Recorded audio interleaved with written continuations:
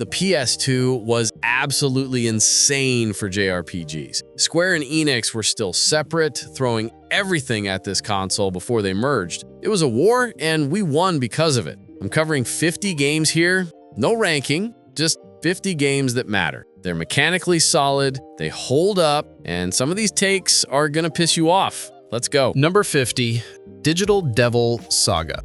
Digital Devil Saga is SMT, but with an actual story focus and fixed characters instead of silent protagonist plus demon recruitment. You play as Serf, leader of a tribe called the Embryon, in a place called the Junkyard. One day, everyone gets infected with a virus that lets them transform into demons. The catch, you have to devour other humans to survive.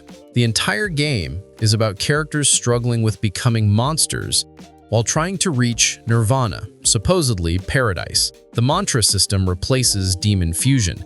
Instead of recruiting demons, your human characters learn abilities by purchasing mantras and mastering them through combat. Each mantra unlocks skills when you've consumed enough enemies. It's progression through cannibalism, and the game never lets you forget that. Combat uses the press turn system from Nocturne. Same rules, exploit weaknesses for bonus turns, miss or hit immunities, and you lose turns. But with fixed party members, you're building specific characters instead of swapping demons constantly. Team composition matters differently. The story is the real draw. It's darker than mainline SMT, dealing with questions about humanity, consciousness, and whether people consumed by hunger can still be called human. Hindu and Buddhist mythology runs through everything: Atma, karma, reincarnation. It takes itself seriously and earns it. Here's the thing though. Digital Devil Saga is 2 games that tell one story. DDS1 ends on a cliffhanger. DDS2 continues directly. You need both for the complete experience. Your save carries over, your character builds carryover. Treat it as one 60+ hour game sold in 2 parts. The problem is if you're looking for Demon Collection, it's not here. Fixed characters mean less customization variety than Nocturne. Also, the encounter rate is punishing. You're fighting constantly. But for people who want SMT combat depth with actual narrative weight and character development, Digital Devil Saga delivers something unique. Number 49 is Makai Kingdom, Chronicles of the Sacred Tome. NIS going, what if Disgaea but weirder, and somehow pulling it off? You play as Lord Zeta, the most badass freaking overlord in the cosmos, his words, not mine, except he accidentally destroys his own netherworld and gets his soul trapped in a book. Now you're a talking book trying to rebuild your world by convincing other overlords to donate their land. The premise is absurd, and the game commits fully.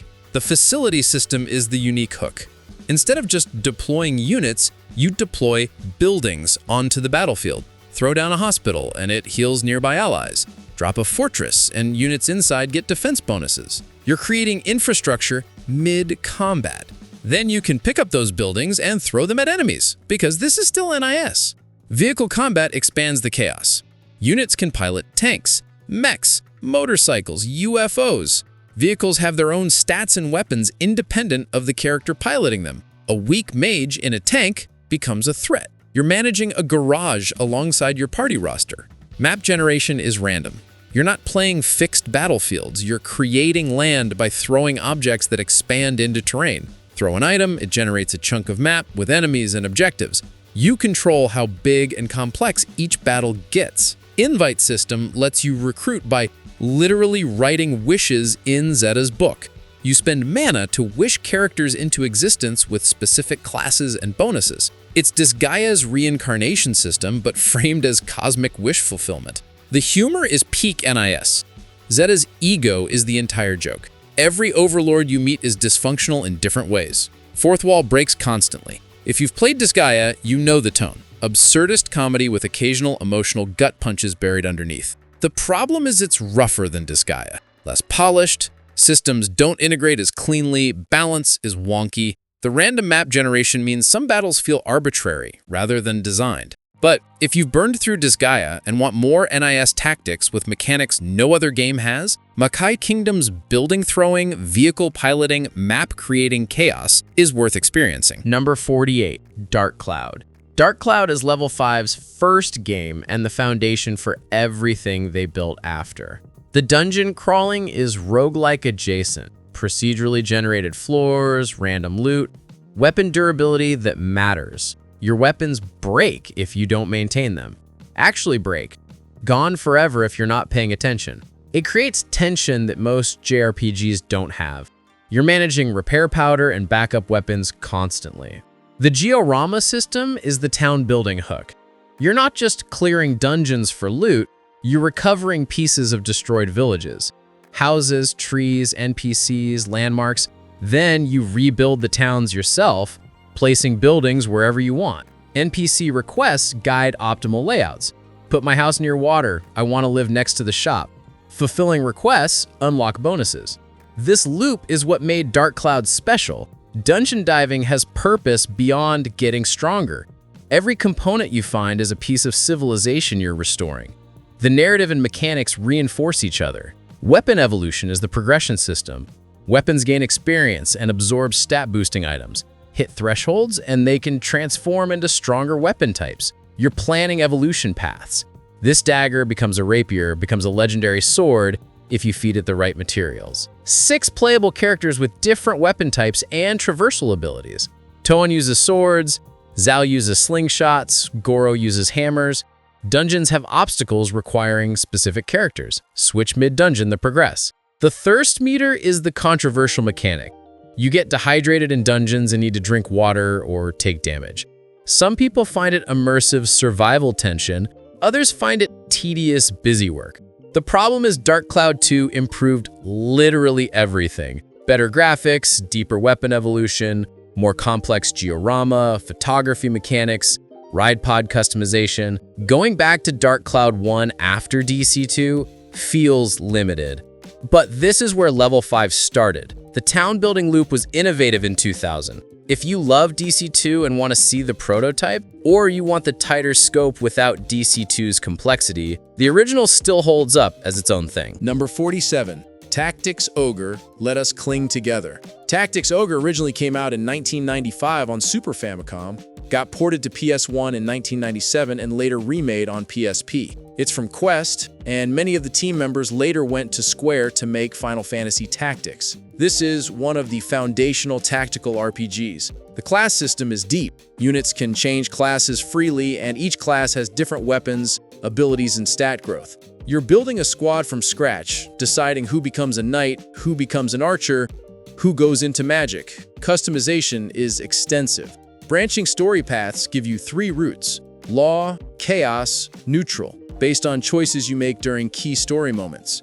Each path has different missions, different recruitable characters, and different endings. The Chaos route especially has some of the darkest content in tactical RPGs: war crimes, genocide, moral compromise. The political narrative is the highlight. It's about ethnic conflict, religious manipulation, class warfare, and the cost of choosing sides in an unjust war. It doesn't pull punches about how ugly war gets, and characters you care about die meaninglessly. Combat is grid-based with height and facing mechanics. Backstabs do extra damage, high ground gives advantages, and terrain affects movement. It's tactical depth that influenced every TRPG that came after, including Final Fantasy Tactics, which was made by this game's director after he left Quest. The problem is the PS1 port specifically is rough. Load times are bad, UI is clunky, and the translation has issues. The PSP remake fixed most of these problems, so if you're going to play Tactics Ogre, play the PSP version. But if you only have access to PS1, it's still worth playing for the story alone. Just know there's a better version out there. Number 46, Wild Arms Alter Code F.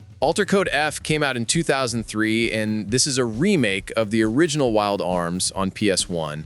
It's not a remaster, it's a full rebuild with PS2 graphics, expanded content, and refined systems. The core of Wild Arms is tool-based exploration. Each character has unique tools, bombs, grappling hooks, magic radar, and puzzles require specific tools to solve. You're constantly switching between characters to interact with the environment. It's Zelda-style puzzle design in a JRPG. Combat is traditional turn-based with force abilities and guardian summons. Fast draw system lets gunslinger Rudy learn special attacks by experimenting with button combinations, which is a cool discovery mechanic. The remake added voice acting, updated character models to 3D, expanded dungeons, and added new story scenes. It's the definitive version of the original Wild Arms story. The problem is, it's also longer and more padded. The original was tight at 25-30 hours. Alter Code F stretches to 40+ hours with added dungeons that don't always improve pacing. Also, the encounter rate is high. You're fighting random battles constantly, and while combat is functional, it's not engaging enough to carry the increased encounter frequency. The Western aesthetic is still charming: frontier towns, desert exploration, guardian spirits tied to the land. If you never played the original Wild Arms, Alter Code F is the way to experience it. If you did play the original, the remake doesn't change enough to justify another playthrough unless you're a franchise diehard. Number 45. Suikoden Tactics came out in 2005 from Konami, and it's a tactical spin-off of the main Suikoden series. It's set in the same world, dealing with rune cannons and their impact on war, and it fills in lore gaps from Suikoden IV. The elemental grid system is the core mechanic. Battlefields have elemental properties assigned to tiles: fire, water, earth, wind. Character affinities interact with tile elements. Fire affinity characters get bonuses on fire tiles. Water characters get bonuses on water tiles. You can also change tile elements mid-battle using skills, so you're constantly manipulating the battlefield to your advantage. Rune cannons are the story focus. These weapons use human souls as ammunition, and the entire plot deals with the ethics of using them. It's darker thematically than mainline Suikoden, focused on the cost of war and weapons that consume people. Recruitment returns, but scaled down. You're not gathering 108 stars, just a smaller roster of specialists. Each recruit has unique abilities and elemental affinities, and team composition matters because of how elements interact. The problem is, it's slow. Tactical combat always takes longer than active combat, and Suikoden Tactics is particularly deliberate. Turns drag, enemy AI takes forever, and battles that should take 15 minutes stretch to 30. Also, it's tied to Suikoden IV narratively, which is the weakest main entry. If you didn't play 4, half the story context is lost. If you did play 4 and didn't like it, you probably won't care about this. If you're deep into Suikoden lore, Tactics is essential for understanding rune canon history. If you're casual, it's skippable. Number 44. Front Mission 4 came out in 2003 from Square Enix, and it's the peak of the tactical mecha franchise. You're piloting Wanzers. They're giant military mechs in turn-based grid combat. And the whole thing is grounded military sci-fi. Customization is ridiculously deep. Each Wanzer has 4 parts: body, arms, legs, and weapons equipped to left and right hands. Each part has different stats, weight affects movement range, and weapon types determine your combat role. You can build glass cannon snipers, tank brawlers, support units with repair tools, missile artillery. The loadout combinations are endless. Link system adds tactical depth. If you position multiple units adjacent to each other, they link and provide covering fire when enemies attack. Linked units automatically counter when their ally is targeted, so positioning becomes critical. You're constantly trying to maintain link formations while enemies try to break them. The dual protagonist structure splits the story between 2 perspectives: European conflict and South American war, and they converge later. It's a global military conspiracy plot, and it's more grounded and political than most JRPG narratives. Combat is slow. Turns take time, animations are long, and battles can drag when you're managing 6 units on large maps. Some missions take 45 minutes. The learning curve is steep. The tutorial explains basics but doesn't prepare you for the customization depth. You'll struggle early on if you don't understand weight distribution and weapon optimization. If you want deep tactical mecha combat with military sim vibes, Front Mission 4 is essential. If you want fast-paced action, look elsewhere. Number 43. Tonelico, Melody of Elemia. Tonelico is weird as hell, and I mean that as a compliment. The setting is a post-apocalyptic world where humans live on a massive tower called Tonelico because the surface is uninhabitable. Ravatales are artificial humanoids who can sing magic into existence. You're a knight protecting the tower, and the whole game revolves around the relationship between humans and Ravatales. Combat is turn-based with a twist.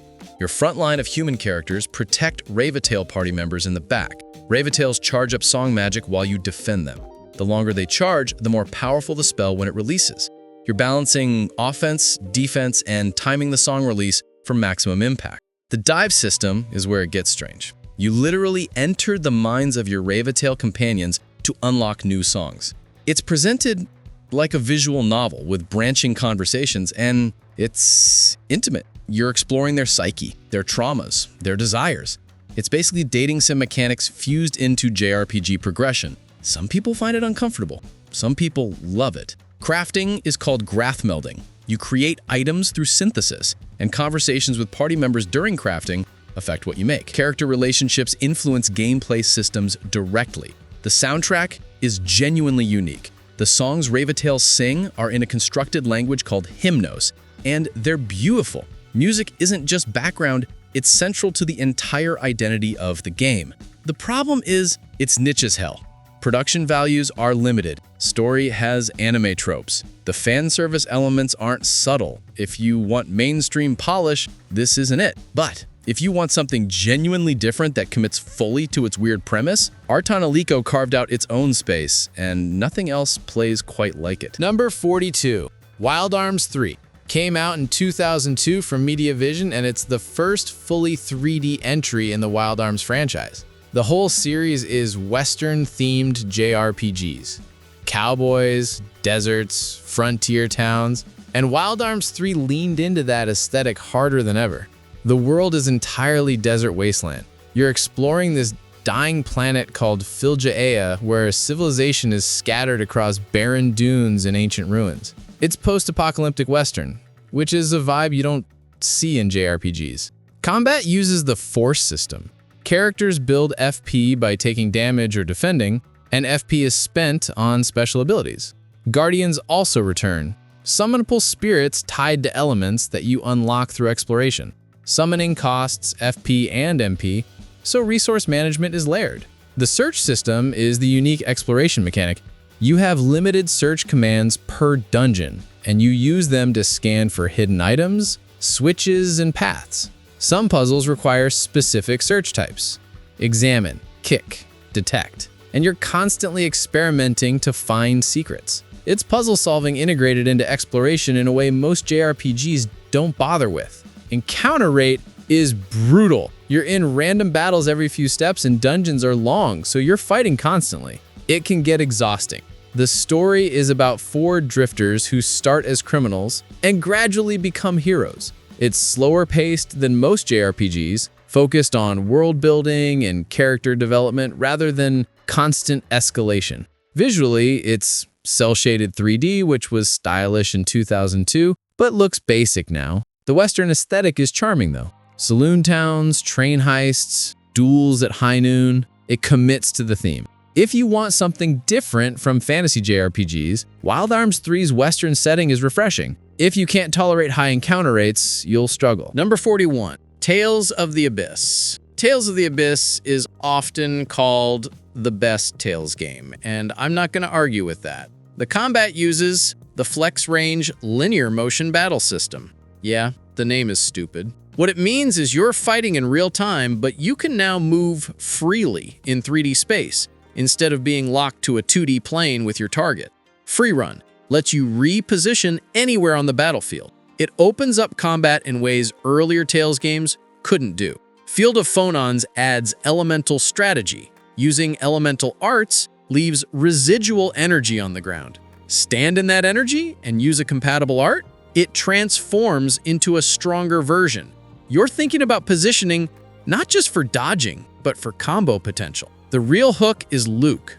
He's the protagonist, and he's designed to be unlikable.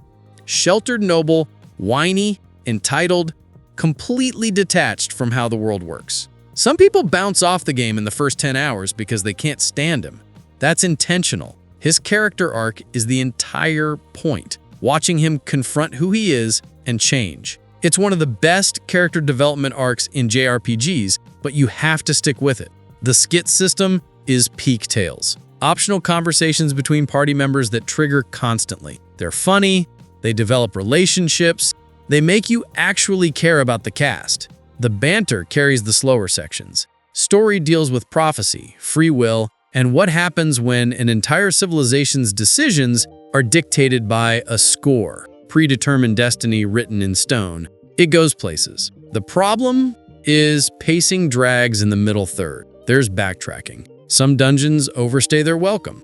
Also, if you genuinely can't tolerate Luke early on, you might never reach the payoff. But if you want action RPG combat with genuine character depth, Abyss is the Tale's entry to play. Number 40, Shin Megami Tensei Nocturne. Nocturne is the game everyone says is the Dark Souls of JRPGs. And for once, that comparison isn't completely stupid. The conception happens in the first hour. Tokyo gets obliterated and reformed into a spherical world called the Vortex World. You're transformed into a half-demon called the Demi-Fiend, one of the most iconic protagonist designs in the genre. From there, it's about choosing which philosophy should shape the new reality. The press turn system is what made Nocturne legendary, and what Persona 3 and 4 inherited. You have a set number of actions per turn. Hit an enemy weakness, you get a bonus action. Miss or hit an immunity, you lose actions. Enemies play by the same rules. One bad move and a random encounter can wipe your entire party in seconds. The system demands you think about every single decision. Demon recruitment happens through negotiation. Mid-battle, you can try talking to demons instead of fighting them. They'll ask for money, items, your HP, or answer philosophical questions. Their personalities vary. Some are reasonable, some will take your stuff and attack anyway. It's unpredictable in a way that feels organic. Demon fusion is the core progression loop. You combine demons to create stronger ones, inheriting skills across generations. There's genuine depth in planning fusion chains to get specific skill combinations onto powerful demons. Min-maxers can sink hundreds of hours into optimization. Multiple endings based on alignment. You can side with different philosophical reasons. Basically, ideologies for how the new world should work. Order, chaos, isolation, or reject everything. The game doesn't tell you which is right. It presents the arguments and lets you decide. The problem is, Nocturne is genuinely brutal. Regular encounters can end your run if you're unprepared. Matador is the infamous skill check boss that forces players to understand the systems or die repeatedly. Save points are limited. If you want a relaxing JRPG, this isn't it. But if you want a game that respects your intelligence and punishes complacency, Nocturne is essential. This is the foundation everything Atlas built afterward came from. Number 39, Breath of Fire, Dragon Quarter. Dragon Quarter came out in 2002 from Capcom, and it's the most controversial entry in the Breath of Fire franchise. It threw out everything that defined the series: overworld exploration, party recruitment, dragon transformations as power fantasy, and rebuilt from scratch. The D counter is the core mechanic. You have a percentage gauge that constantly ticks up as you play. Using dragon form spikes it massively. If it hits 100%, you get a game over and restart from the beginning. Except restart isn't failure. The game is designed for multiple playthroughs. You unlock shortcuts, carry over some progress, and each loop you get further. It's roguelite design in 2002, years before roguelites became mainstream. The entire game is structured around risk management. Do I use dragon form now to survive this fight, or do I conserve D counter and struggle through? Every dragon transformation is a calculated trade-off. The setting is underground dystopia. Humanity lives in a massive vertical shaft, and social class is determined by how high you live. Higher levels get sunlight and resources, lower levels are slums. You're trying to reach the surface, which hasn't been seen in generations. It's oppressive and bleak in a way that Breath of Fire never was. Combat is turn-based, but with action point economy. You have AP per turn to move and attack, and positioning on a grid matters. It's tactical and tense. The problem is, if you go in expecting traditional Breath of Fire, you'll hate it. No overworld, no Dragon Clan recruitment, no epic adventure. It's claustrophobic and punishing and deliberately frustrating. But if you accept it as a completely different type of game, it's brilliant. The D counter creates constant tension, the restart loop is satisfying, and the underground setting is oppressive in a way that supports the mechanics. It's divisive, but it's absolutely worth experiencing. Number 38, Grandia II. Grandia II came out in 2000 on Dreamcast and got ported to PS2 in 2002. It's Game Art's follow-up to the original Grandia, and it's the complete opposite design philosophy. Tighter story focus, darker tone, streamlined mechanics. The battle system is still the highlight. It uses the IP gauge, where character and enemy turns are displayed on a timeline. You can see when everyone acts, and positioning matters because melee attacks require you to be close. Magic can be cast from range. The cancel system lets you interrupt enemy actions if you time your attacks right, hitting them during their windup to delay their turn. It's dynamic and tactical in a way most turn-based combat isn't. The mana egg system handles magic and skill progression. You equip eggs that represent elemental magic, and using them levels them up to unlock stronger spells. You can also combine eggs to create hybrid elements. It's straightforward customization, but it works. The story is more focused than Grandia 1. You're Ryudo, a cynical mercenary hired to escort a priestess, and the plot deals with religion, faith, and what happens when gods are real but flawed. It's darker thematically than most JRPGs, and it doesn't pull punches about moral ambiguity. Characters are less charming than Grandia 1's cast. Ryudo is a standard gruff protagonist, Alana is the naive priestess, and the supporting cast is fine but forgettable. The original Grandia had this warmth and adventure spirit that's missing here. Dungeons are linear corridors. Exploration is minimal, puzzle solving is basic, and maps feel restrictive compared to Grandia 1's more open areas. If you prioritize combat systems, Grandia 2 is peak. If you want adventure and exploration, the original Grandia is better. Both are worth playing, but they scratch different itches. Number 37, .hack_infection, the original series. .hack came out in 2002 from CyberConnect 2, and it was the first attempt at making a single-player game feel like an MMO. You play as Kite in The World, a fictional MMORPG. And the entire game is framed as you logging into this online game. The meta presentation is the hook.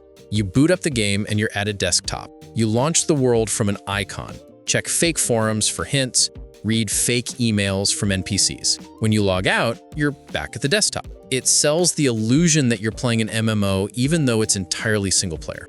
Combat is real-time action with party AI. You control Kite directly, hack and slash, and your party members are AI controlled. You can issue commands, focus on healing, attack this target, defend, but mostly they do their own thing. It's basic action combat with light strategy. Data Drain is Kite's unique ability. You can drain corrupted enemies to rewrite their data, which either weakens them or transforms them into items. It's a risk-reward mechanic because overusing Data Drain increases your infection level, and if it maxes out, you get a game over.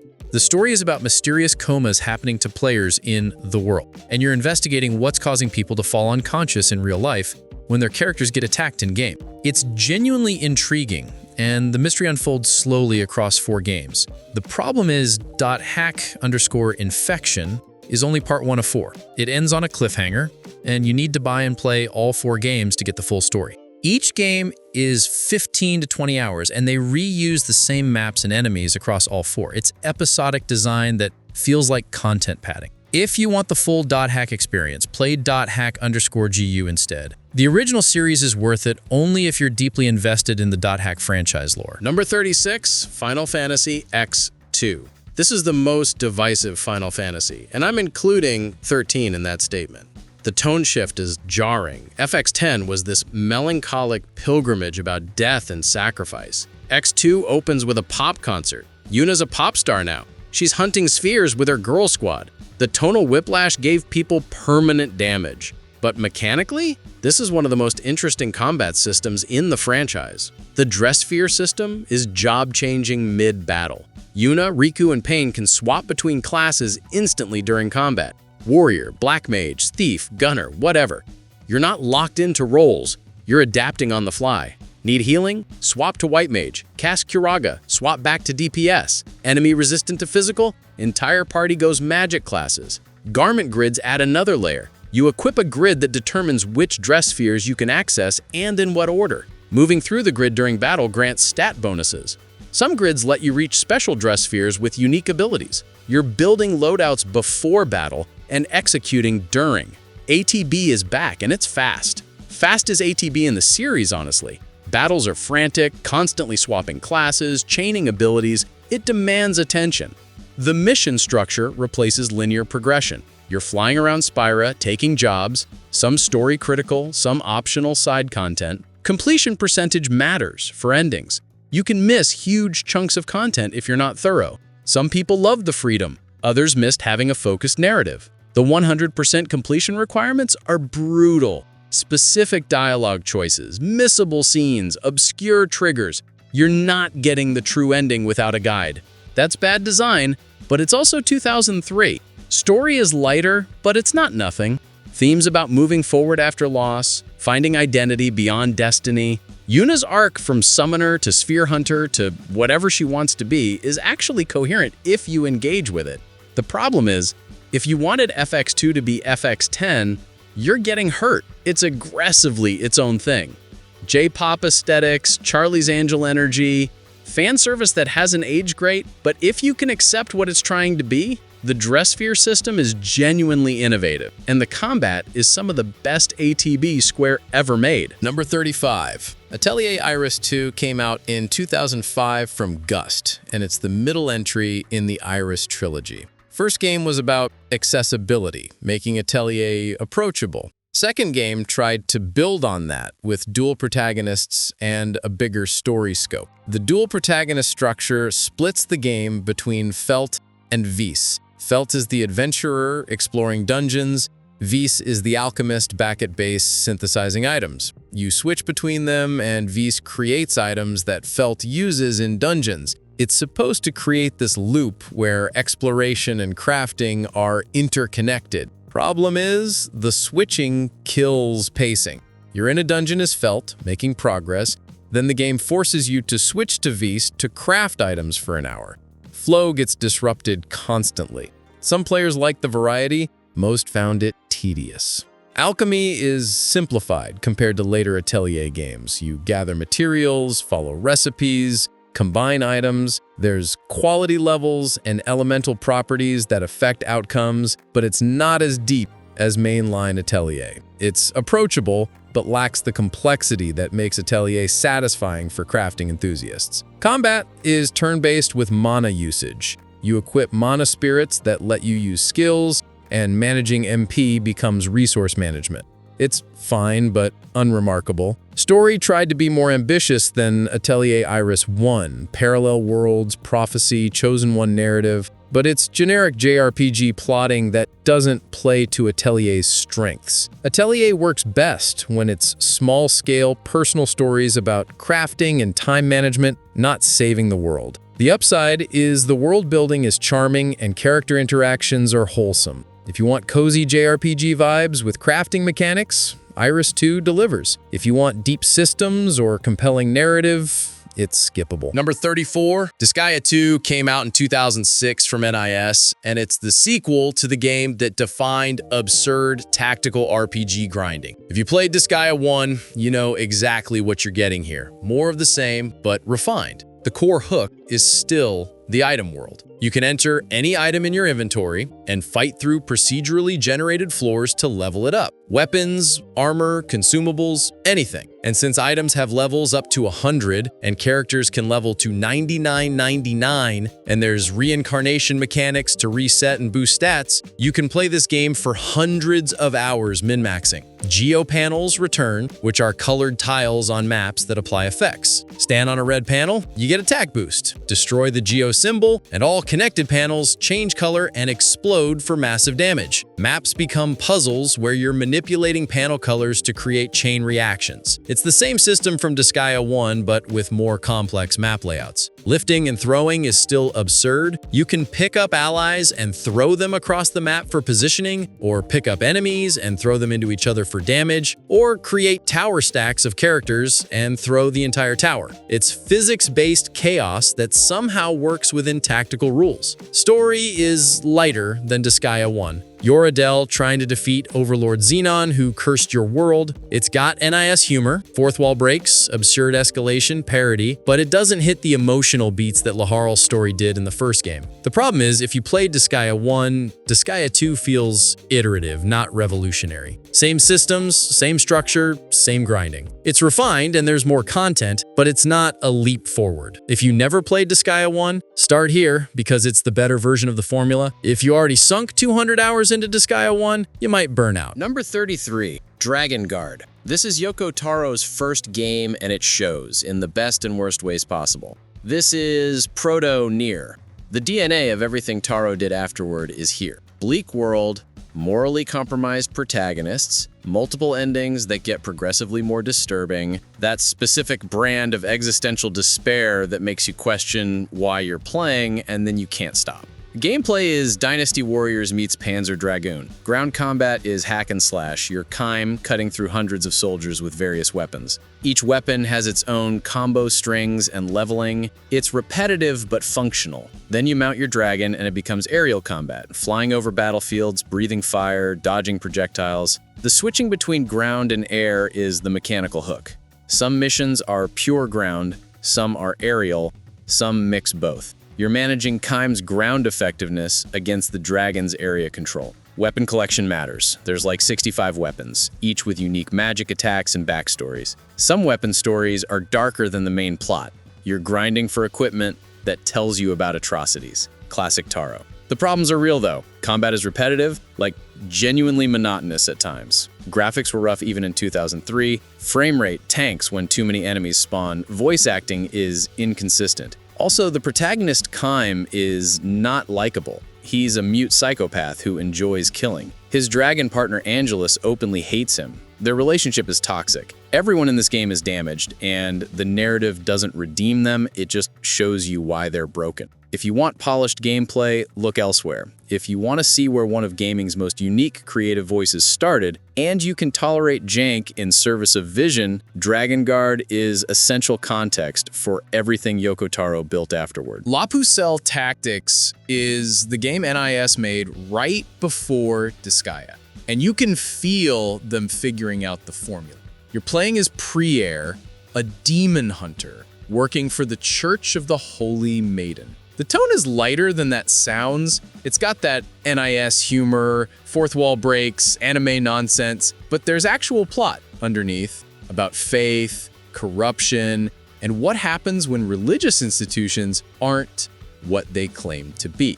The Dark Portal system is the unique mechanic. Battlefields have streams of dark energy flowing through them. You position characters to redirect these streams, creating closed loops. Complete a loop and it purifies, damaging enemies inside and converting the tile effects. You're essentially doing flow puzzles mid-tactical combat. Purification also converts enemies. Instead of killing demons, you can purify them into allies. Converted demons join your party with their skills intact. Monster recruitment, before Disgaea codified it, you're building a team from enemies you spare.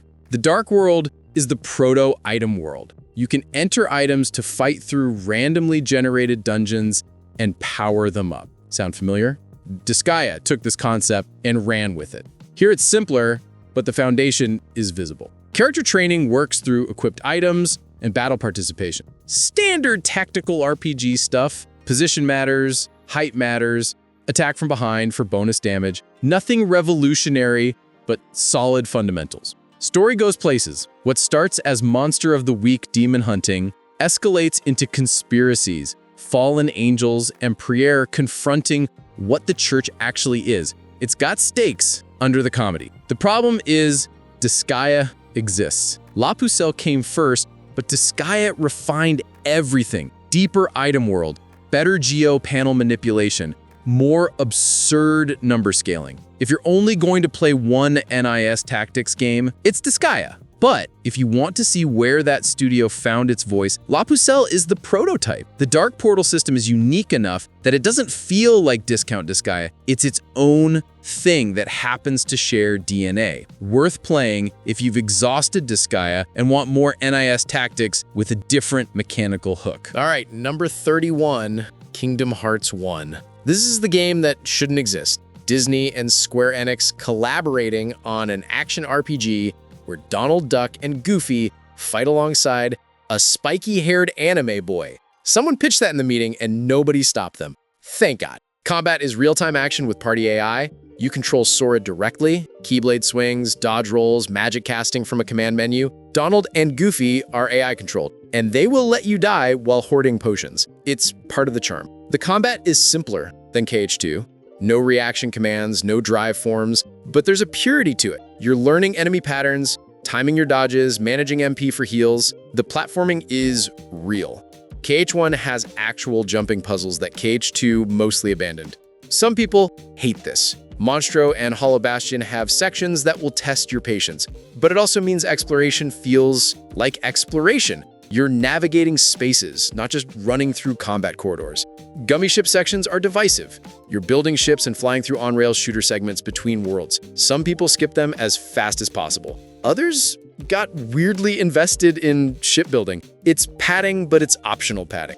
The Disney worlds feel more intimate than KH2, smaller scale, tighter design. You're not recreating entire movies, you're visiting locations and meeting characters. Traverse Town especially has this cozy hub world energy that the series never quite recaptured. Story is simpler than the series became. Boy loses home, searches for friends, fights darkness. It's earnest in a way that works. The original characters, Riku, Kairi, the villains, actually get development instead of drowning in lore. The problem is KH2 refined everything mechanically.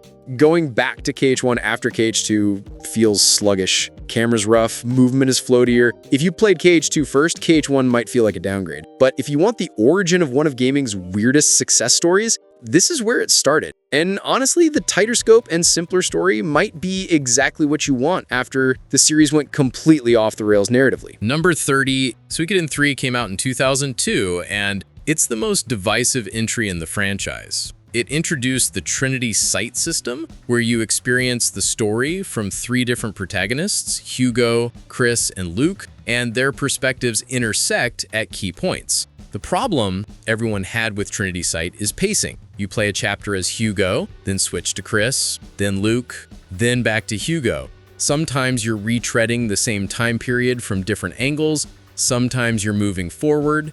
It fractures narrative momentum, and some players bounced hard off the constant perspective shifting. Combat moved to full 3D for the first time, and it's fine. The trademark 6-party turn-based system is still there, but the transition to 3D made battles feel slower and less snappy than Suikoden 1 and 2's sprite-based combat.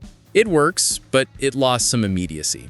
The 108 Stars of Destiny recruitment is still the core hook. You're building a massive army and recruiting everyone, from warriors to chefs to musicians. Headquarters grows as you recruit, and watching your castle expand is still satisfying. Skill system lets you customize characters more than previous entries. You equip skill runes that determine stat growth and abilities, so 2 characters with the same base stats can develop completely differently based on their build. The big upside is the story is genuinely ambitious. It's about war from multiple perspectives, cultural conflict, misunderstanding, escalating into tragedy. It's more mature thematically than most JRPGs attempt. Downside is, if you don't vibe with Trinity Sight, you're gonna struggle. Also, compared to Suikoden 2, which is a masterpiece, 3 feels like a step down mechanically. It's good, but it's not the peak of the series. Number 29, Phantom Brave. Phantom Brave came out in 2004 from NIS, and it's their most experimental tactics game before or since. You play as Marona, a young girl who can see phantoms, and you summon dead allies to possess objects on the battlefield to fight for you. The confined system is completely unique. Battlefields are littered with objects, rocks, trees, grass, bones, whatever.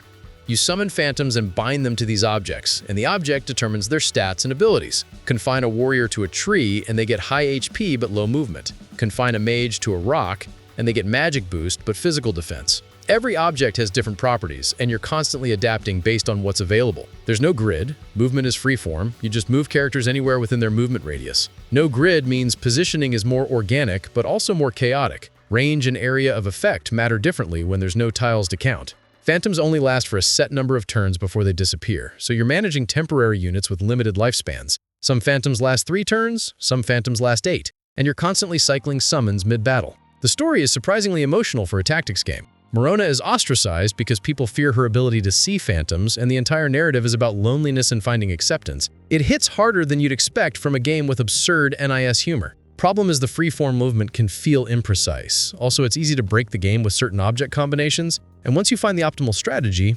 difficulty collapses. But if you want to play the weirdest tactics system on PS2, this is it. Number 28. Soul Nomad is a 2007 NISS tactical RPG that feels like Disgaea's darker, weirder cousin. You're possessed by Gig, this world-destroying demon lord, and the entire game is built around this constant back and forth between you and this entity living in your head who wants to destroy everything.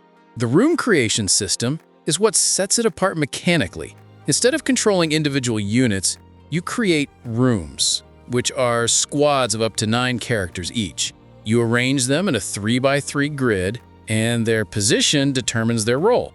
Front row tanks, back row support, middle DPS. Then you customize each room's formation and tactics. It's like building a party within a party. And in battle, you're deploying these entire squads as single units on a tactical grid.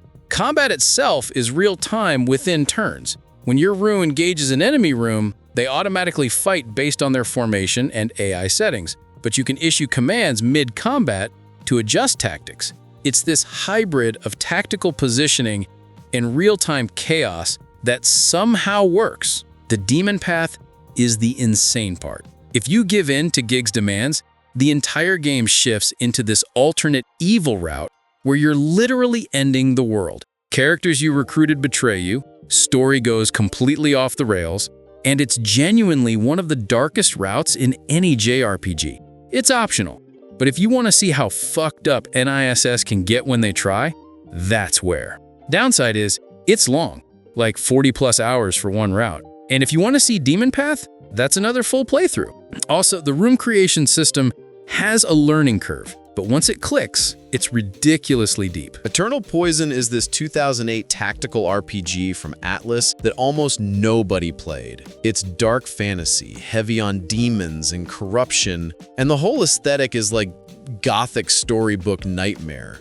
Beautiful character art by Tuji Santa, same artist who did Riviera. The core hook is the capture system. You don't just kill demons, you weaken them, then capture them to use in your party. Captured demons can be synthesized into stronger forms, and there's like over 100 different demon types with their own skill trees. It's basically Pokemon, but grimdark and tactical. You're constantly weighing whether to kill for immediate rewards or capture for long-term party building. Combat is grid-based tactics with vertical elements. Positioning matters, elevation matters, and there's this Libra system where certain enemy types are weak to specific demon types you've captured. So team composition is constantly shifting based on what you're fighting. The story branches based on which of 5 characters you choose, and each route shows different perspectives on the same events. It's genuinely replayable because you're not seeing the full picture until you've done multiple routes. Problem is, it's punishingly difficult. Early game especially, you will get bodied if you don't understand the capture mechanics. Also, the dialogue is extremely verbose, like visual novel levels of text, which can slow pacing. But if you want something mechanically unique that most people slept on, this is it. Okay, so Shadow Hearts is this cult classic that everyone who played it remembers fondly, but most people missed completely. It came out in 2001, early PS2 era, and it's set in alternate history 1913 China and Europe. The whole aesthetic is gothic horror meets historical fantasy, which is just a weird combo that works. The combat uses this judgment ring system. Every action you take, there's this spinning wheel on screen, and you have to hit buttons in the colored zones to succeed. Larger zones are easier to hit but deal less damage. Smaller zones are high risk, high reward. And enemies can shrink your zones with status effects, so suddenly you're trying to hit these tiny slivers while the ring is spinning. It's timing-based action in a turn-based RPG, which sounds gimmicky, but it's actually engaging as hell because you're always active, always involved in every turn. The fusion system lets protagonist Yuri transform into demons he's absorbed. Each form has different stats and abilities, and you unlock more through side content. There's maybe 12 different forms by endgame, and they all feel distinct. The story goes to some dark places. Lovecraftian horror, religious fanaticism, the entire vibe is unsettling in a way JRPGs usually aren't. It doesn't pull punches. Downside is the encounter rate is brutal, and dungeons can drag. Also, good luck finding a physical copy now without paying collector prices. But if you can play it, it's one of these games that sticks with you. Number 25. Valkyrie Profile 2 is brutal in the best way possible. Side view action combat, but way more complex than it sounds. You've got this AP gauge, basically your stamina pool, that determines everything you can do. Every action costs AP. Movement, attacks, skills, all of it. You're managing that resource constantly while executing attack combinations and positioning characters. The break system is the core mechanic. You're targeting specific enemy body parts, arms, legs, head, whatever. Breaking parts staggers enemies and open them up for massive damage. But here's the thing. You need precise positioning to hit specific parts. You can't just match buttons. You're thinking about character placement, attack angles, which parts to prioritize. Success demands actual mastery of the systems. You're not grinding your way out of difficulty spikes. You can't over-level to brute force encounters. You're outsmarting enemies through positioning and timing. Combat encounters feel like tactical puzzles, where you're figuring out optimal approaches. The Einhard Jar system lets you recruit temporary spirits to supplement your core party. They're not permanent party members, but they're powerful when deployed strategically. You're constantly cycling through different spirits based on what encounters need. Photon system adds another layer, collecting photons from broken enemies to power special attacks. Everything interconnects. This game is not for casual players. It demands constant attention and deep understanding of multiple overlapping systems. You need to master the break system, AP management, Einhard Jar deployment, photon collection simultaneously. Difficulty spikes are real, and they will punish you hard if you don't understand the mechanics. Story is Nordic mythology meets sci-fi, and it's convoluted as hell. Graphics are gorgeous for PS2. Detailed sprites, beautiful backgrounds. Extremely demanding game. But if you want to feel like you actually earned every victory through skill and understanding, this is it. Number 24. Xenosaga, Episode 1. Xenosaga is philosophically ambitious in a way that breaks your brain, honestly. Dense sci-fi narrative drawing heavily on Nietzsche and Gnosticism, universe-scale questions about free will, determinism, consciousness, the nature of existence. Characters are literally discussing existentialism and religious philosophy mid-cutscene. It's dense as hell, and it doesn't apologize for it. The cutscenes are insanely cinematic for 2002. Some scenes go for 10+ minutes with no gameplay interruption. Full voice acting, elaborate direction, movie quality presentation. The production values are stunning. The AGWS mechs let you pilot giant robots in combat, which is cool in theory. The boost system gives you interrupts to break turn order. Tech attacks combine elemental properties for weakness exploitation. Combat has ideas, but execution is basic. But here's the problem. Xenosaga was originally planned as 6 episodes, spanning the entire scope of the Xeno universe. Budget cuts and development issues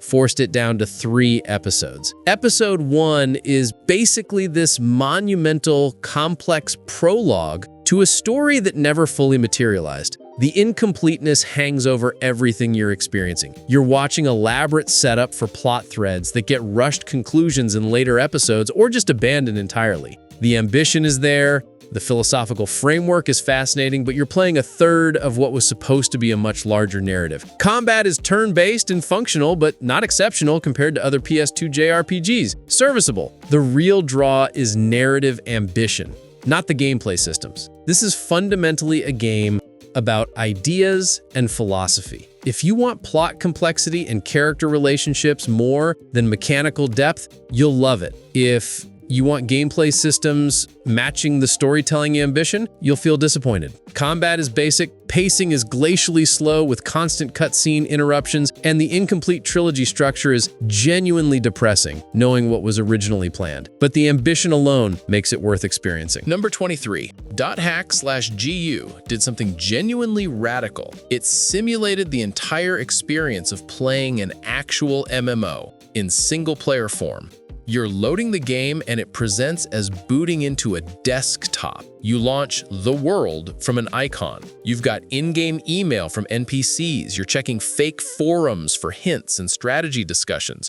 You're reading news posts about in-game events. The meta presentation is completely completely committed to selling the illusion you're logging into an MMO. It's a 3-volume structure where your save carries over between games. Volume 1, 2, 3, each continuing the story with progression maintained. You're experiencing an episodic release structure that mirrors actual MMO expansion cycles. The combat is action-based but basic. Real-time hack and slash with skill triggers, avatar customization, and weapon switching. It's functional but unremarkable mechanically. Here's where it gets interesting. 100% completion demands defeating specific PKers, player killers, under exact conditions and completing cryptic dialogue sequences to unlock key party members. Genuinely obscure requirements that are nearly impossible to figure out naturally. The game intentionally mirrors the need for real-world internet guides and external player collaboration that actual MMO players rely on constantly. You're not just playing a game about an MMO. You're living the experience of being an MMO player. The wiki diving, the forum searching, the community collaboration. The meta is the point. In 2006-2007, this was genuinely innovative. The blurring between game world and player reality was fascinating, felt prescient about where online gaming was heading. Combat is basic compared to other action RPGs on PS2. Without internet guides, you'll miss tons of optional content and recruits. It's designed for wiki collaboration, which some people love and some find tedious. The 3-volume purchase requirement to get the complete story is expensive. But the metagame experience of simulating MMO culture in single-player form, nothing else did that. Number 22, Odin Sphere. Vanillaware's debut on PS2 was 2D artwork that made people stop playing other games. Hand-drawn graphics, lush, beautiful, absolutely incredible. Side-scrolling action RPG with resource management that actually matters. You eat food for experience points, use alchemy for items and healing. Resource scarcity creates constant decision-making. Do I heal now or save items for the boss? Do I farm this area longer or push ahead? Every consumable has weight because they're limited. Here's what's mechanically interesting. The PS2 original is stricter than the later Leifdrazar HD remake. The POW meter is tighter. You're forced into cautious, demanding resource management. Every move costs stamina. The HD remake streamlined these constraints for faster, flashier action. More freedom with the meter means more aggressive gameplay. They're the same game, but different experiences. Original PS2, decision-making density. HD remake, action-oriented flow. If you want mechanical depth and resource scarcity mattering, PS2 original. If you want modern quality of life and flashy combat, Leifdrazar HD. Both good, but fundamentally different games. PS2 version has technical issues and slower performance though. Mechanically, it's tighter. Number 21, Growlancer V is political TRPGs before that was even a recognized subgenre.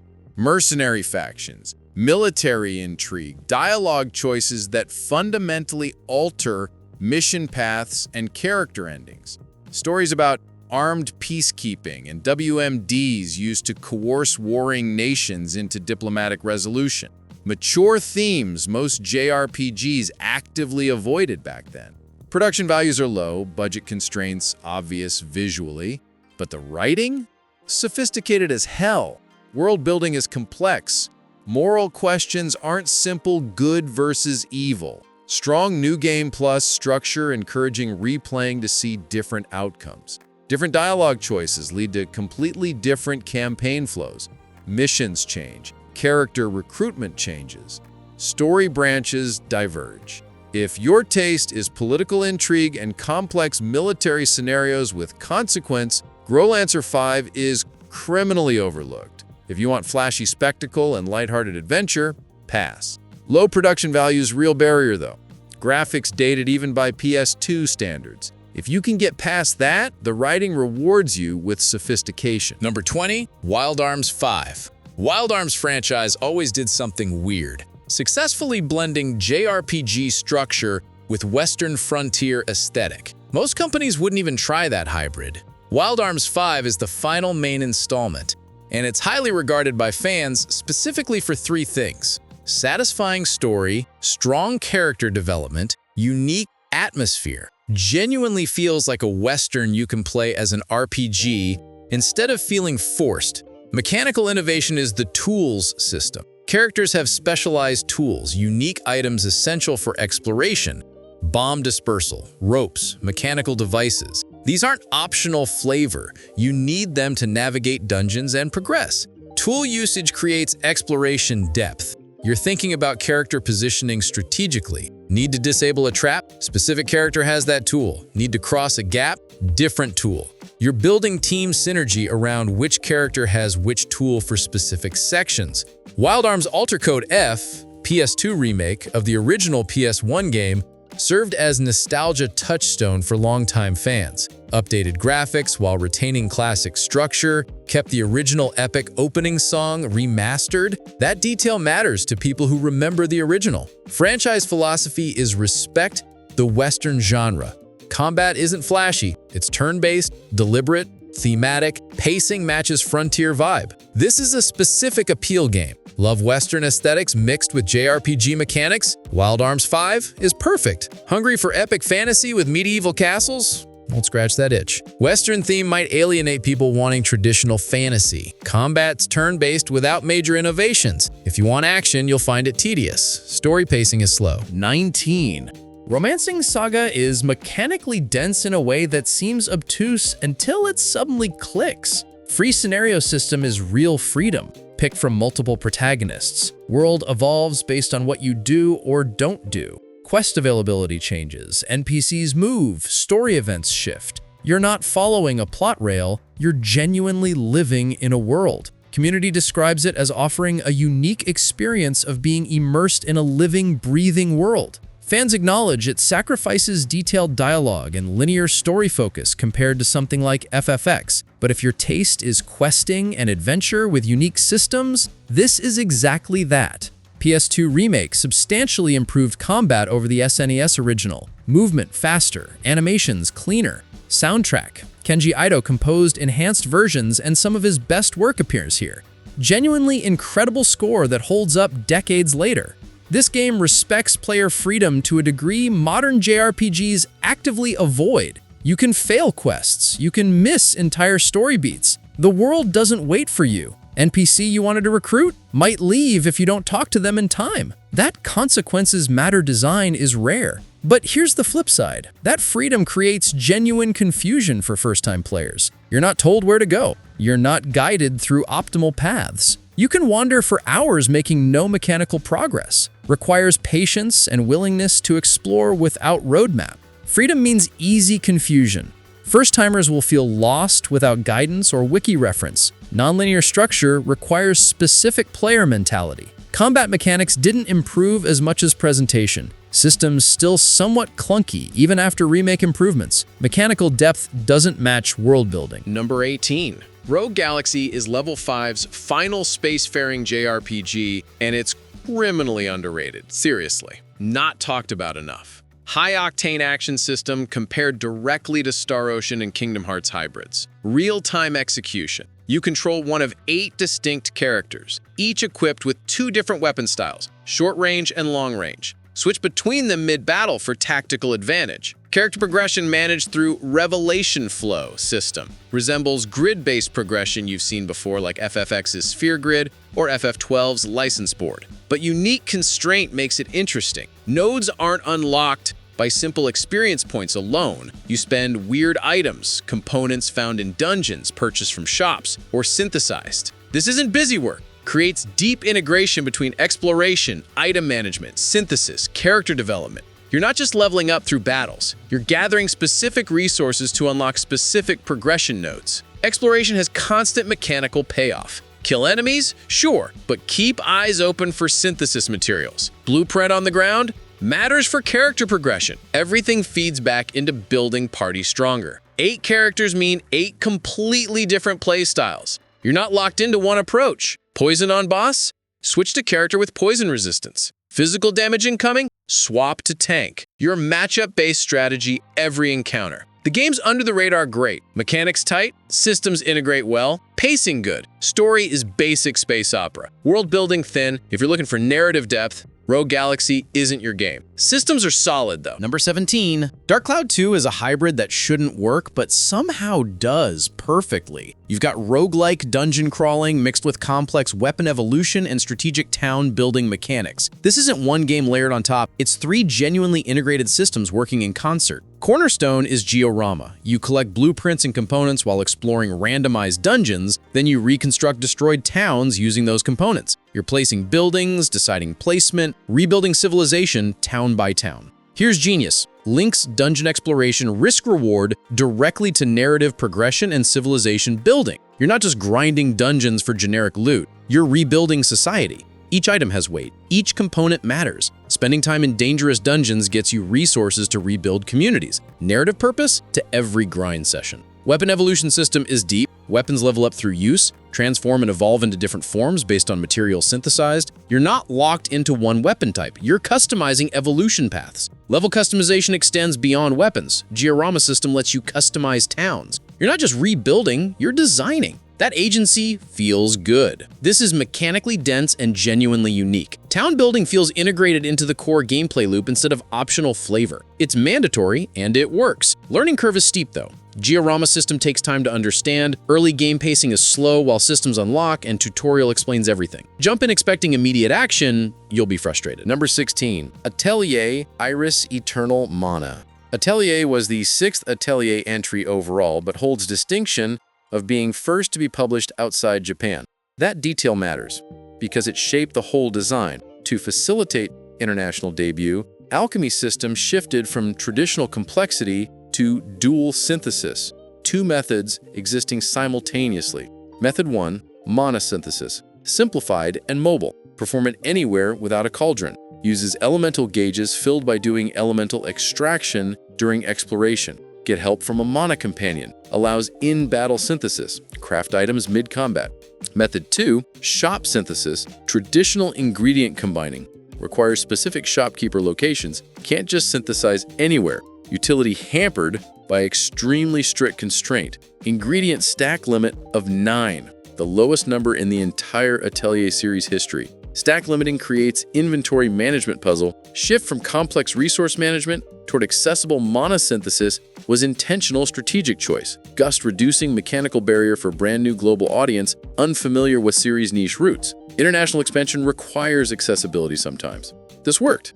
Atelier went global after this. But here's something mechanically weird. Character Norn's ability, Turn into Candy, is often sole method for obtaining essential ingredients. Specific combat utility skill directly links to overall crafting loop. That's designed by constraint. You need this character for specific materials. This is franchise transition game. Watching a company make a strategic decision, we need to make this less intimidating for an international audience. Compromise works mechanically, series purists might feel something lost in the accessibility push. Ingredient stack limit of 9, genuinely frustrating when inventory juggling. International version tutorial clunky and doesn't explain systems well. Combat basic turn-based without memorable mechanics. Mana Khemia is what happens when Atelier decides to go to school. Literally. You're at an alchemy academy and the whole structure changes. Instead of wandering around as a traveling alchemist making potions, you're crafting equipment while attending classes. Fall semester, winter semester, spring semester. The academic calendar becomes your progression framework instead of the standard JRPG, travel to new town, fight boss, repeat. And here's the thing, this actually works. The school setting creates a natural pacing rhythm that standard JRPGs don't have. You're building relationships with classmates, and those relationships matter mechanically.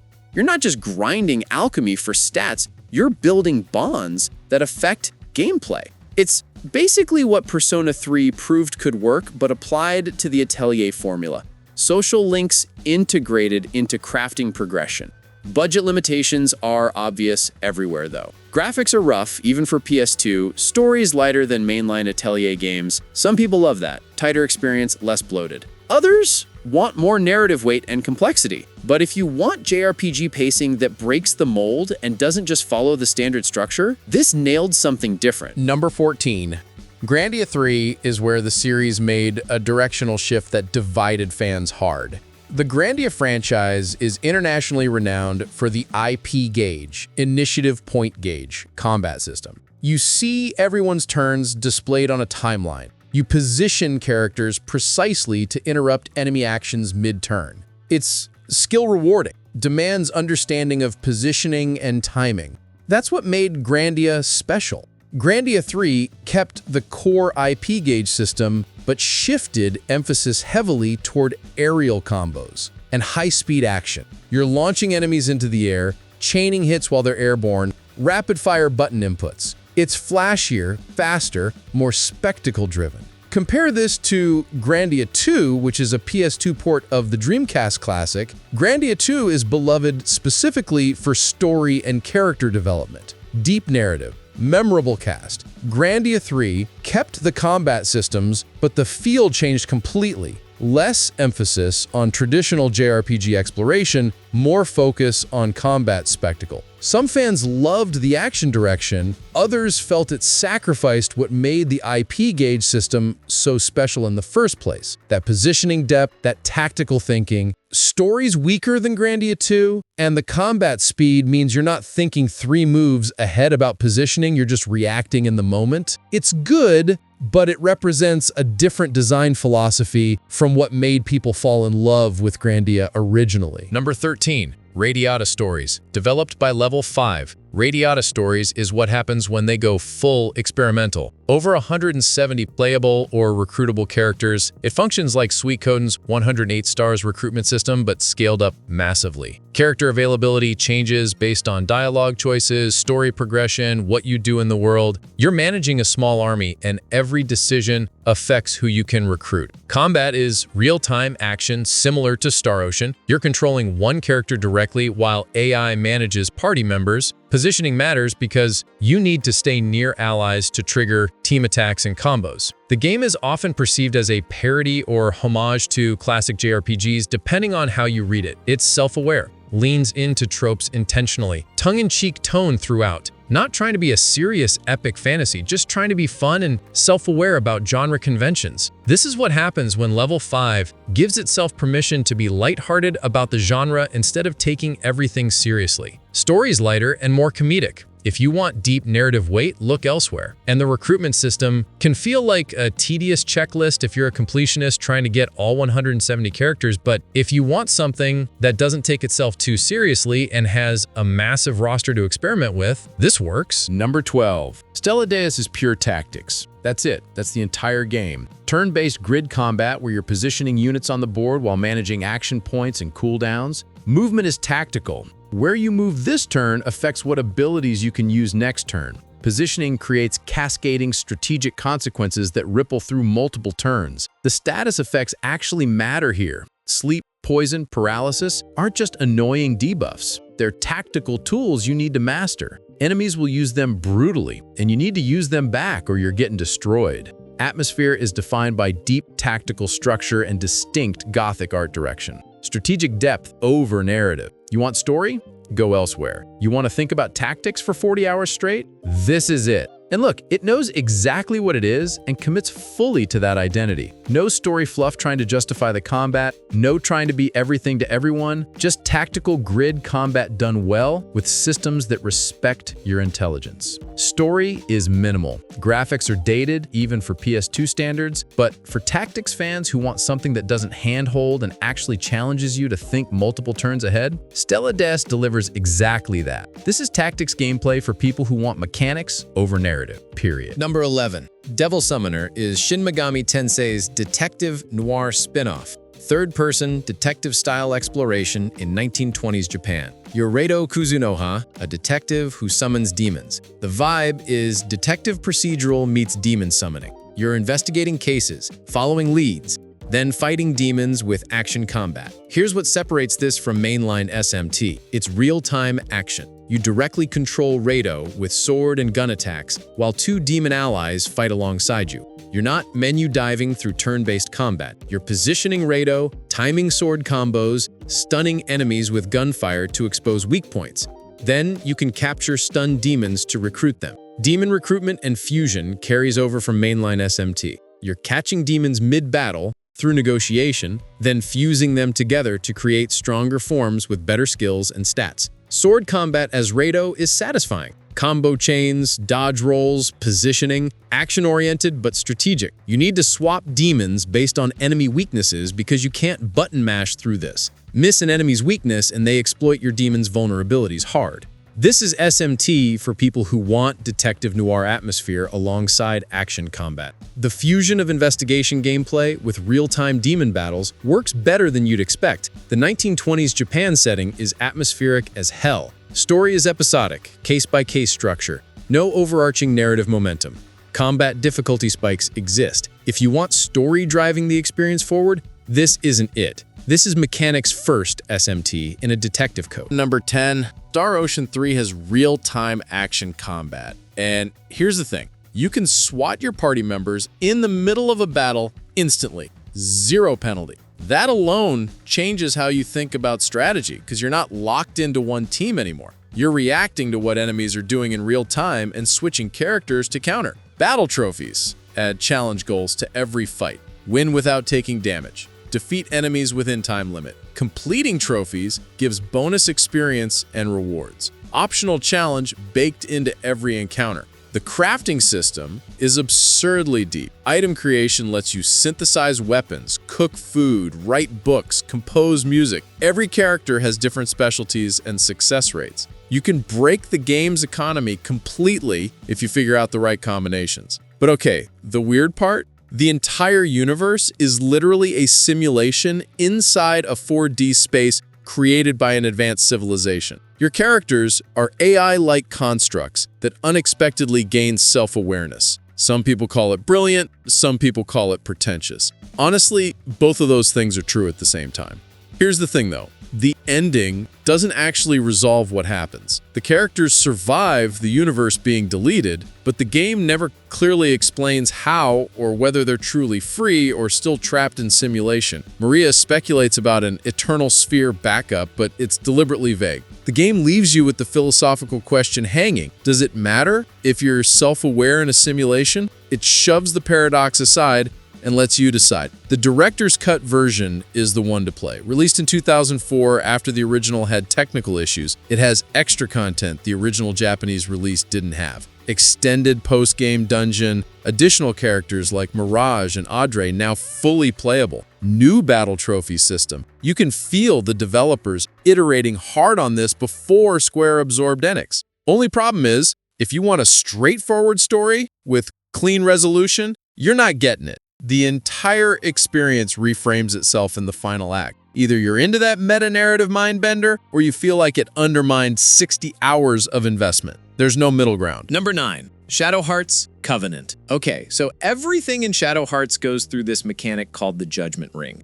Everything. Your attacks, your magic, healing spells, shopping dialogue, literally everything. A pointer spins around a disc, and you've got these colored zones. You hit them with precise timing, and the action works and gets powered up. You miss, it gets weaker or just fails entirely. Larger zones are easier to hit, but deal less damage. Smaller zones are high risk, high reward. This constant engagement sounds exhausting, and honestly, it kind of is. But it works because Shadow Hearts made it so good that people literally say, this game is worth playing just for this mechanic alone. Ring customization lets you equip items that modify your Judgment Ring properties, shrink hit zones for higher damage, expand zones for consistency, add additional strike zones for multi-hit attacks. You're customizing it to match your playstyle. The combo system stacks on top of it. You can chain 4 characters together for massive damage multipliers, but you need every single one to hit their Judgment Ring successfully in a row. Fail once, the entire combo breaks. Everyone loses their turn. All that setup, wasted.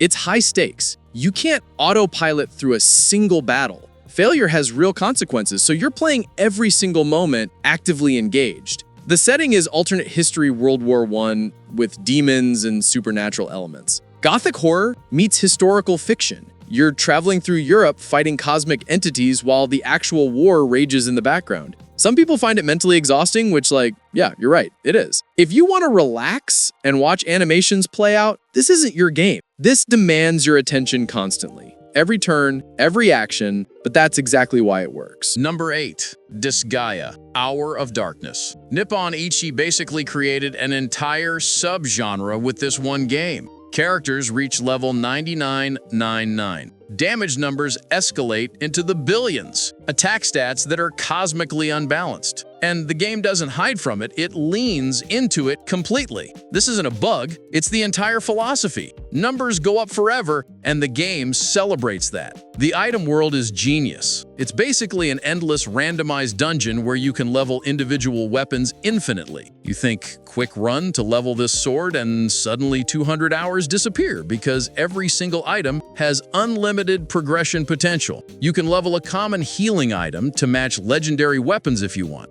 Then there's the Geo panels, colored squares on the tactical grid. Red square makes enemies stronger, blue gives your allies defense boost, yellow changes stats. You're not just moving pieces on a board, you're manipulating the entire environment to chain bonuses and maximize damage output. Destroy a Geo symbol, and all connected panels change color and explode for massive damage. Move one character and suddenly a whole section of the map changes its properties. You're thinking 3 moves ahead about how to manipulate the battlefield itself. The throwing mechanics let you pick up allies and enemies and throw them across the map. You can create tower stacks of characters and throw the entire tower. Absurd physics that somehow works within tactical rules. The story is surprisingly good. It's about Laharl, a demon prince, who's kind of an asshole but grows throughout the game. Nis humor, fourth wall breaks, absurd escalation, genuine emotional moments buried under comedy. Yeah, it's grindy. Yeah, some people hit walls where character stats don't scale fast enough without specific strategies. But if you like the idea of numbers escalating into complete absurdity and tactical positioning that makes you think multiple turns ahead, Disgaea invented that template and did it better than anyone since. Number 7.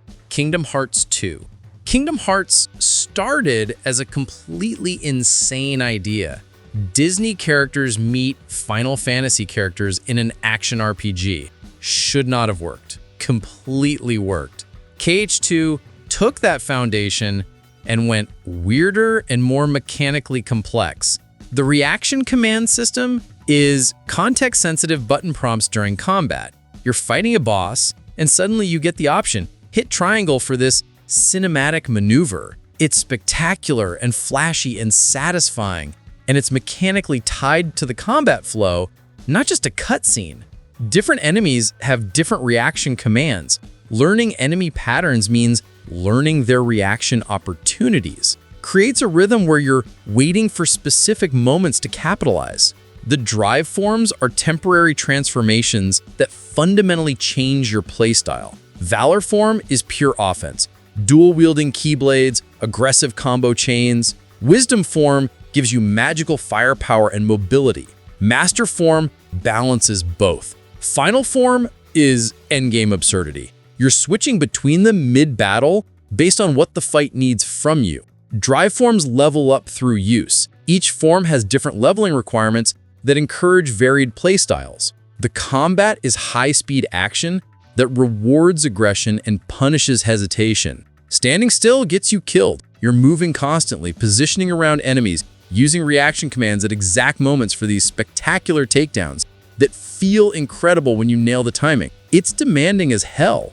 Level design opened up compared to KH1. Worlds are larger, more elaborate, more exploration. Disney worlds feel more realized. You're actually participating in these movie plots, not just passing through. Here's the thing though, fans still debate KH1 versus KH2. KH1 is more relaxed and exploratory, slower combat, more platforming. KH2 maxes out mechanical intensity and spectacle. They're completely different experiences, and they're both right depending on what you want from the series. But KH2's mechanical complexity and combat depth, undeniable. This is action RPG combat at its peak for PS2. Number 6. Persona 4.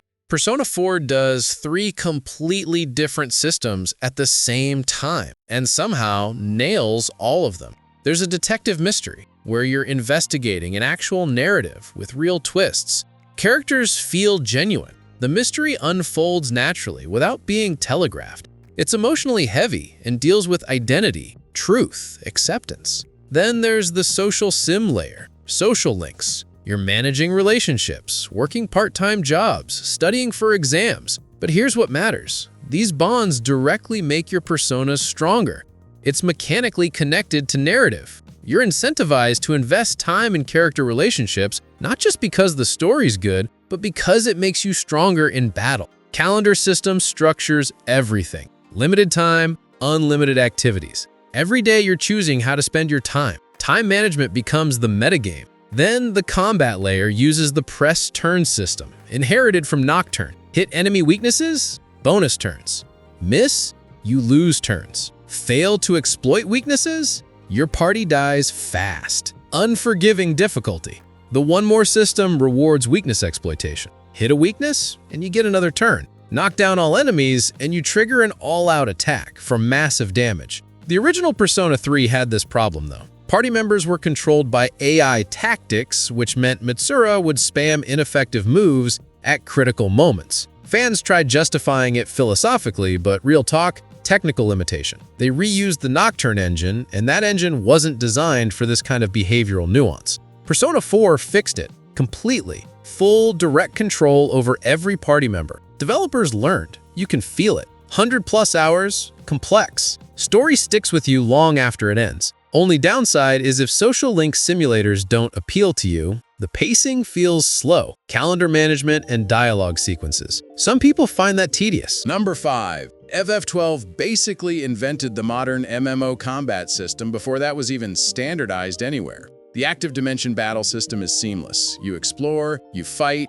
no transition screens. The world is persistent. No entering battle mode. Everything flows in real time. But the real complexity is the gambit system. You program behavioral scripts for your party members. If ally HP below 50%, cast Cure. If enemy weak to fire and not blocking, cast Firaga. You're not controlling characters moment by moment, you're orchestrating, you're programming tactics. This sounds like you're losing control, but it's actually the opposite. You're thinking strategically about team synergy, you're managing multiple units simultaneously with preset behaviors. It feels almost like running an MMO party because you're running a party, not controlling a single character.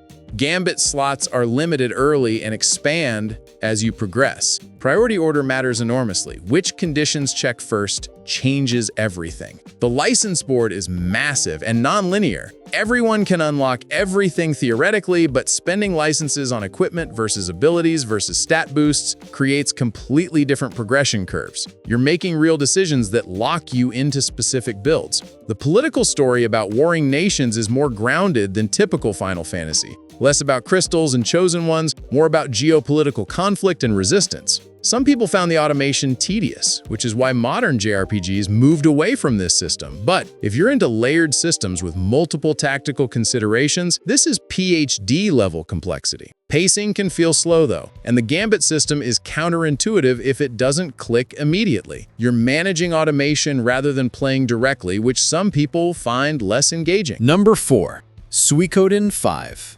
Suikoden V is a redemption arc told through one mechanical decision. Suikoden III was experimental. Trinity Sight system meant 3 separate protagonists with 3-person combat units. Community split. People wanted the classic structure back. Suikoden IV regressed, dropped from 6-person parties to 4. Community hated it immediately. Lost tactical depth. Narratively incomplete. You had to play Suikoden Tactics to understand the full story. That's unacceptable for a main entry. Suikoden V restored the 6-person party. That's it. That's the entire mechanical change. And it worked. Community consistently ranks S5 as one of the best in the series. Why? Because developers understood what made Suikoden work. Party size matters. Tactical depth matters. Sometimes innovation isn't about doing something crazy, it's about understanding what people valued and just giving it back to them. Formation system lets you arrange your 6-party layout for stat bonuses. Different formations favor different playstyles. Offensive, defensive, balanced,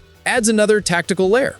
The story is an engaging war epic. Game of Thrones level political intrigue, betrayal, complex faction dynamics. The 108 Stars of Destiny all feel like real characters with individual narratives. War battles and duels return. Large-scale strategic battles where you're commanding armies. and one-on-one duels with rock, paper, scissors mind games. 100 hours if you're hunting all recruits in side quests. Worth it. Only downside is recruitment feels like a tedious checklist, and some side characters need specific conditions to recruit. Number 3, Final Fantasy X. FF10 aged extremely well. The Sphere Grid is what everyone talks about, and for good reason. Massive, non-linear board game. You earn spheres in battle, you spend them unlocking abilities, magic, stat boosts. Every character can theoretically learn anything. Sounds like it could break the game, but it forces decisions. You're choosing what matters for your playthrough. This Yuna wants to be a full caster? Different path than hybrid Yuna. You're creating identity through progression. The real innovation is the conditional turn-based combat. You see the turn order on screen. You swap party members in and out mid-battle instantly without losing turns. This changes everything. You're not locked into one team. You're matchup-based. Enemy weak to lightning? Swap to Lulu mid-combo. Physical attack incoming? Swap to your tank. The meta becomes what's optimal for this specific encounter, not what's my fixed team. Aeon Summoning gives you controllable guardian creatures with their own HP pools and abilities. They're not just one-time attacks. They're temporary party replacements you control directly. Overdrive system is limit breaks. Each character has different overdrive trigger conditions and execution styles. Titus does timed button inputs, Lulu does rapid mashing, Oran does directional inputs. The story actually holds up. Characters are believable. The romance between Titus and Yuna isn't as bad as the memes suggest. Emotional beats hit. The ending still lands. Voice acting was revolutionary for JRPGs in 2001. Yeah, some performances are rough, but it was groundbreaking. Random encounters are the thing, though. Lots of them. If you hate turn-based random battles, this is dozens of hours of that. But everything else, timeless. Number 2, Dragon Quest VIII is Level 5's technical masterpiece. This is the first Dragon Quest game with a fully 3D explorable overworld. No more bird's-eye overhead maps. Instead, you're walking through a world with realistic scale where you can see buildings and landmarks from the field itself. The sense of scope is massive. This felt like a genuine epic adventure compared to traditional abstract world maps. Cell shading renders Akira Toriyama's distinctive art perfectly. Character designs pop. Visual presentation holds up better than grittier PS2 games chasing realism. Stylization ages better than chasing photorealism. The tension system adds risk-reward to turn-based combat. Characters can psych up to build tension that multiplies their next action's effectiveness, but building tension costs turns where you're not attacking or defending. Risk calculation every time. Skill point allocation lets you customize character development. Each character has multiple weapon skill trees plus personal skills. You're choosing whether to specialize or diversify. Alchemy pot crafting lets you combine items into new equipment. Recipes aren't given, you experiment with combinations to discover new items. Turn-based combat. Traditional structure. Not reinventing the wheel, but strategic party composition around team abilities creates satisfying boss encounters where you're thinking about synergy. Slower paced than action games. Modern players might find it boring. Story takes time to breathe, establish atmosphere, develop world building instead of rushing plot beats. But atmosphere, sense of adventure, this is peak JRPG. It's a relaxing experience that respects your time. Genuinely slow pacing though, if you want constant action, pass. Story doesn't have major twists. It's about the journey. Okay, so number 1, Persona 3. And full honesty, FF10, FF12, KH2, Persona 4, any of those could legitimately be number 1 and I wouldn't argue. But if I had to pick one game that defined the PS2 generation and created the template everything after follows, it's Persona 3. Persona 3 proved social links work. Social links plus press turn combat plus narrative that actually matters plus character relationships affecting mechanical progression, that's the modern JRPG template. Every social sim JRPG after 2006 owes everything to this showing it's possible. The press turn system is inherited from Nocturne. Hit enemy weaknesses, bonus turns. Miss, you lose turns. Party dies fast if you're not thinking strategically. The social links mechanic is an optional flavor. These bonds directly amplify your persona's power. You're incentivized to invest time in character relationships, not just narratively, but mechanically. They're connected. Tartarus is the dungeon, a massive procedurally generated tower you climb through 200+ floors. Randomly generated layouts keep it from getting stale, but it's repetitive by design. Calendar system structures everything. Limited time, unlimited activities. Time management becomes the metagame. The original P3 has party members controlled by AI tactics, Mitsura spam, ineffective moves at critical moments. Fans tried philosophizing this, but real talk, technical limitation. P3 reused the Nocturne engine, and that engine was designed for brutal, rigid difficulty, not behavioral nuance. That's actually the point, though. You're seeing game development history. Seeing a studio adapt an engine it inherited, push it to do something it wasn't designed for, and succeed anyway. P3 Reload fixed the AI problem, but the original PS2 version matters because it shows the struggle. It's imperfect in a fascinating way. The story deals with death, mortality, meaning of existence, thematically heavy. The ending is one of the best in the genre. 100+ hours, complex, story reaches climax instead of just ending. Original AI system genuinely frustrating, which is why P3 Reload exists. Pacing slow if social sims aren't your thing. And that's all 50. The best JRPGs on PS2, from genre-defining classics to weird experiments that most people missed. If you made it this far, you're probably either planning a massive backlog dive, or you just love hearing about games you'll never actually play. Either way, appreciate you sticking around. Drop a comment with your personal top PS2 JRPG. I guarantee someone's going to be mad I ranked their favorite too low. That's the fun of these lists. See you in the next one.